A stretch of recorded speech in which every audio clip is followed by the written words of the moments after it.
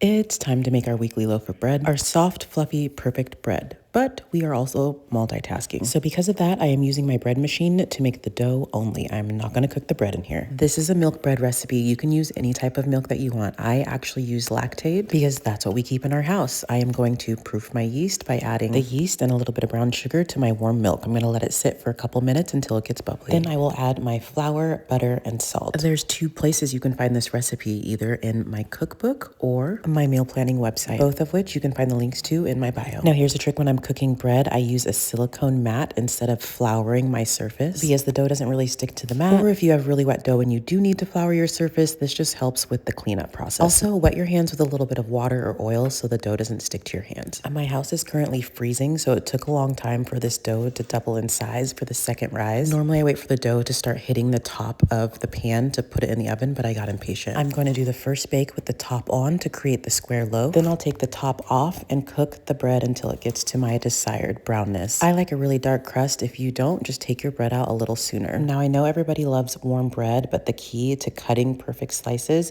is to let it cool completely before you start to cut into it. There are some devices that you can buy to help you cut perfect slices, but I find that they're a waste of money. All you need is a sharp knife, keep a steady hand, and just take your time. I'm slicing this loaf to make sandwiches, but you can cut them a little thicker if you're doing things like French toast or something else fun. It'll keep on the counter for about 3 days. After that, put it in the fridge.